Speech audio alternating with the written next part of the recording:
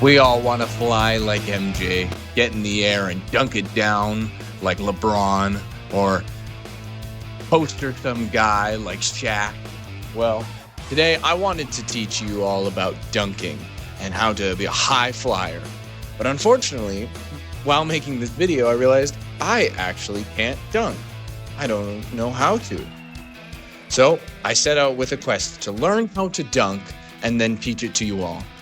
And through that process of learning how to dunk, I realized it's better for me to not tell you how to dunk, but instead teach you how to jump. Proper jumping technique and form is ultimate, and it is the most important thing you can learn just in athleticism in general for most sports, but also for dunking if you want to work towards that. So today, I'm going to be teaching you about how to jump for a dunk. So today, we're doing this without a ball because the main point of this exercise is to learn how to jump properly, not dunk. So we're not going to be slamming it down instantly. It takes time to get to a point where you can even put it in lightly, let alone a full slamma-jamma into the rim. Here are the 3 steps that we need to learn to jump properly. So number 1, approach. So there's 3 parts to this. For your approach, you need to have proper speed, angle, and you need to master the stutter steps. So I'll go through those quickly. Speed. You're not 6'10", probably, so you need to use speed before you jump. Everybody roughly around under 6'4" should probably be running at the hoop at a very fast speed. Now, you don't want to be running to the point where you've lost control and can't stop, but you want to be going as fast as you possibly can. This will help with our conversion of our horizontal energy to vertical energy later with our penultimate step. Angle. Come at the rim like a layup, not straight on. A lot of people believe that you just keep going at it straight, but that's not actually good technique. What you want to do is come at it like a layup. No one's going to be landing and doing a dunk while they're looking completely straight. So while you're practicing jumping, come at the rim at an angle so your body can face towards the rim.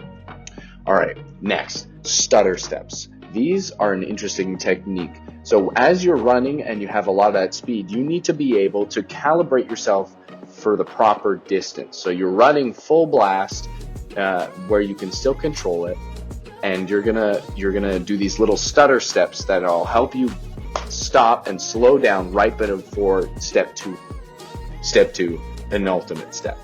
So there's 2 parts to this. The penultimate step is one long step to convert and to help slow down, but also convert your horizontal energy to vertical energy.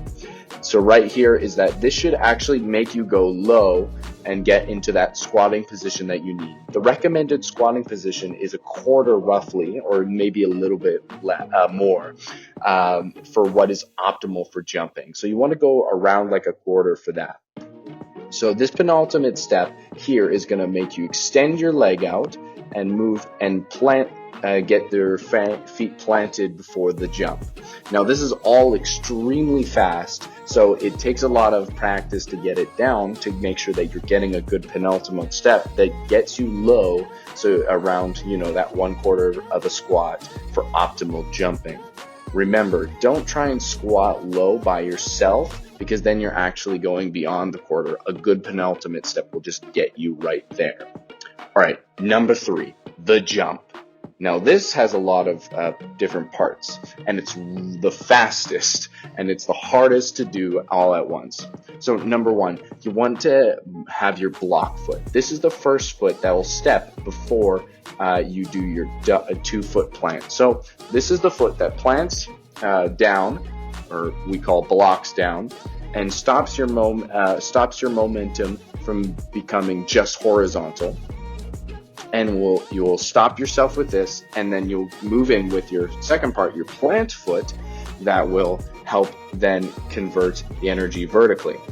These 2 feet should look like they're going at the same time. You're technically, in your mind, you're doing 1, 2, but it should just be one fluid motion of bump, bump, or bump instantly. You want to keep your feet together, like I said, where they're basically going at the same time to convert as much energy as you can. If you're just jumping off one foot, you're only getting half of your power, or actually more accurately, you're actually probably getting more of a quarter of your power that you could be on your jump. So make your feet stay together when you're jumping and keep them square with your shoulders. Remember, a quarter of your squat and square your shoulders, and keep them jumping at the same time. And you want to be exploding as fast as you can off of the jump. Now, the last part, to get as much out of your jump as you want, we're going to be incorporating arms. So the arms can help really swing your momentum upward and can really be boosted by a good penultimate step. So we're getting low with the penultimate step and we're swinging our arms with it together, and then that's really where a lot of your explosiveness will come from. So the arms and the penultimate step is really where you're getting that energy conversion from horizontal to vertical, and the feet are the rocket boosters that take it off. Now here's some other quick tips. Keep your back straight. This will always be a problem. If you're moving your back all over the place, you're actually not keeping your force and center of gravity aligned, and this will cause you to lose a lot of power and also just be looking ridiculous in the air. Look at the hoop while you jump. Don't be looking down as so many people do, as I do myself. This is a bad habit I need to break. Look at the hoop so you have your eyes and set where your goal and you're trying to reach. Wear proper shoes and clothes. As you can see in this demonstration, I'm wearing jeans and very non-athletic shoes. Don't be like me. I'm just filming this right now to show you the moves. Wear proper shoes and clothes like I do in all of the videos coming up where I explain my journey. Now, next, you want to be jumping up, not forward. This is a little bit of a hard thing to explain, but when you're jumping, you don't want to be jumping distance, you want to be jumping height. So don't try and jump forward towards the net, jump up towards the net. This also is a bad habit of mine as well, so I understand if this is difficult for you. Last, learn what leg you feel most comfortable jumping on. It's actually true that most people are dominant in one leg, whether it be the left or the right. Now, knowing this and knowing what leg that you're more explosive on can really help learn how to accommodate your jumping style. For me, I'm actually known as a right-left jumper. So that's our teaching section on how to jump. So what else is good to know about jumping? Well, there's some big things that you should know. You should know that most people do not have a good vertical jump just off the bat. One, people can have very different genetic makeup. Some people have a lot more sturdy, or a lot of the basketball world likes to use terms of elements. They have water or steel type builds and flexibility and reaction time, and their neurons are firing more like water or steel. That's just a weird descriptor that I found in the basketball world. Or some people are more like fire or like wood. So these people are very, very, very, very twitchy and fast, and they're able to explode extremely quick. That's one aspect. The other aspect is actually just training and nurturing your muscles in the gym. Plyometrics is extremely important. The reason that I can actually do this video and practice proper technique and already jump up is because the year before I had actually been doing plyometrics every single week. That has actually been given me the vertical, allowing me to even get up to the rim and touch it. So this isn't just I woke up one day and started to do proper form and got up there. There is a reality where you need to exercise your body in order to get up to that point. Plyometrics is super simple. You don't even need gym equipment. You can literally just do simple stuff like jumping on boxes for weeks on end and just keeping it consistent. You don't have to do it every day, just consistent every week, maybe 1 or 2 times throughout the week, and you'll be perfect. Let's get on to my story about dunking. I set up a goal for myself to learn how to dunk by using the scientific method. So I started off with observation, then a question, then a hypothesis, then an experiment, then my analysis, and then my conclusion. So let's go walk through that. My observations.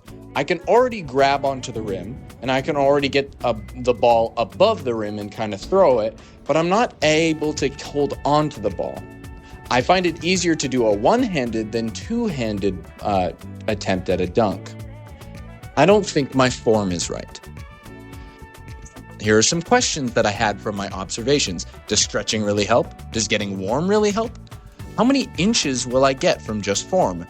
What jumping form should I use? This is where I created my hypothesis.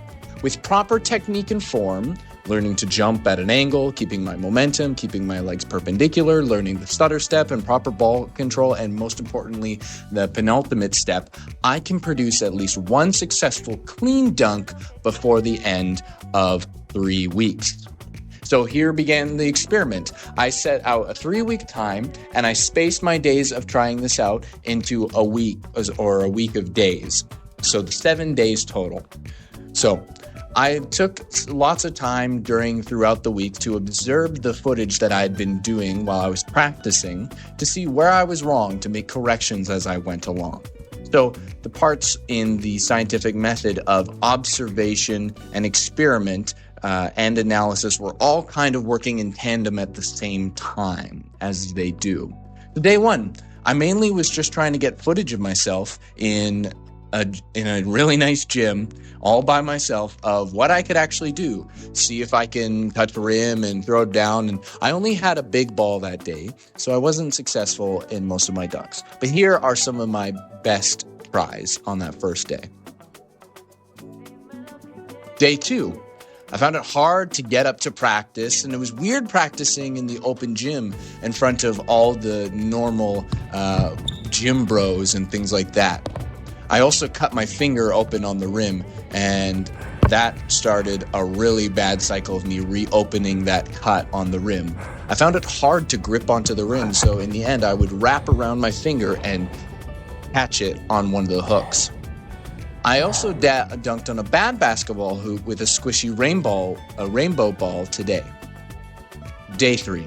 I rested from real dunking techniques over the weekend to let my body and my cut finger heal.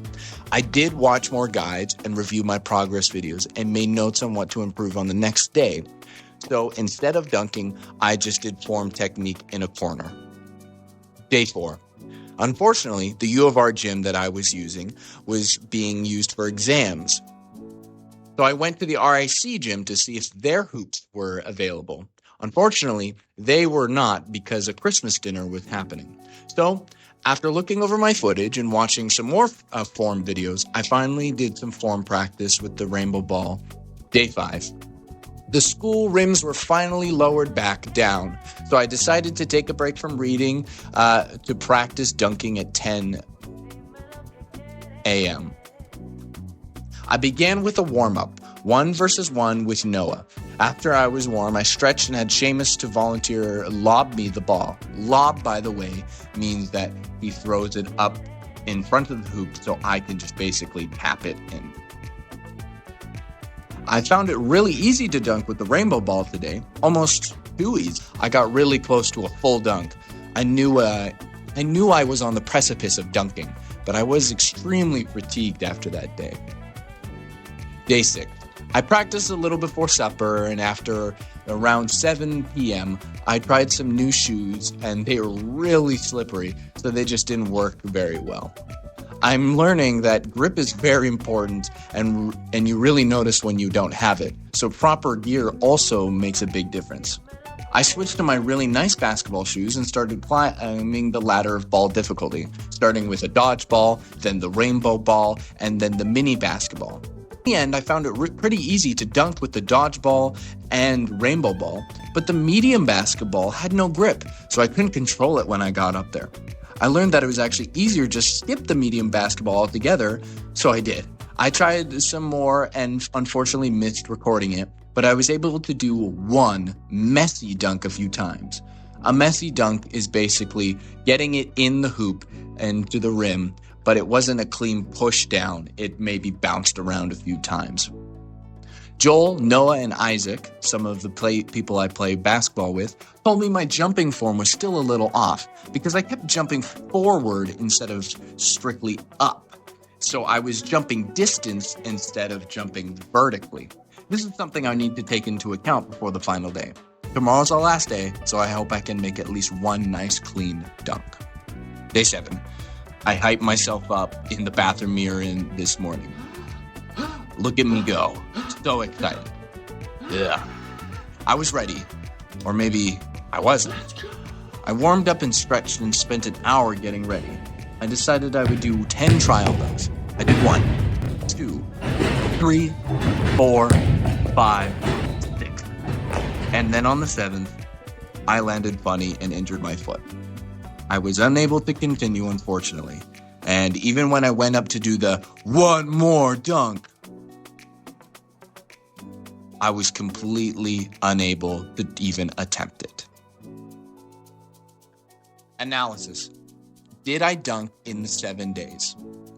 Unfortunately, I was unable to get a clean dunk in the 7 days. I could see my progress every single day. I'm at the point where if I do at least another month of plyometric training, I reckon I could reach my goal of clean dunks easily. Without the form training though, within the last 3 weeks, I don't think I would be even close, even with that extra plyometrics training. The form really did help. I unfortunately don't have any footage of me before doing all of this, but it was quite atrocious. Here are 5 principles that I want to take into the future when I want to learn further about my athleticism when it comes to jumping. First, 1, spaced repetition. I want to practice basketball and my dunking intermittently to avoid burnout and let my muscle memory remember how to jump and dunk properly. 2, chunking. Break down the whole jump into section chunks together. I did that with the 3 steps explaining in our earlier teaching segment. 3, interleaving. I want to practice my overall basketball skills of shooting, dribbling, driving, etc. This will help me not only just become a better basketball player in general, but also help my dunking because I'll understand the game better and how to control a ball better. 4, rest and recuperation. My body learned the hard way that dunking hurts, especially on a weekly basis. So I'm going to have to take proper rest to let my body, especially my legs, recover properly. Proper stretching was my saving grace during this process. Stretching the hamstrings, the glutes, the calves, my arms were all extremely important, and I think it helped me avoid a lot of injury. So, what is my conclusion? My conclusion is that I believe that with my form training, I was able to understand jumping techniques a lot greater, but in the end, I wasn't able to dunk. So, what will I do with this information? I'm going to keep trying. I'm currently, as I'm recording this, about to go on winter break, and I'll be at home instead of at college. So, I'm going to try and train back at home during my winter break by doing plyo workouts, which are super easy and doesn't even need equipment. So, I'm going to do plyo for my winter break and come back to this idea of doing my form techniques when I've properly increased my vertical. So that's the story of my dunking. I used a lot of different people as sources, and they're all going to be on the screen right now. Thank you for watching my journey with dunking. I hope that I can do in the future a video of just like where I'm at currently. Yeah, have a wonderful day. And as always, I'm forced to say everything that I do. Peace.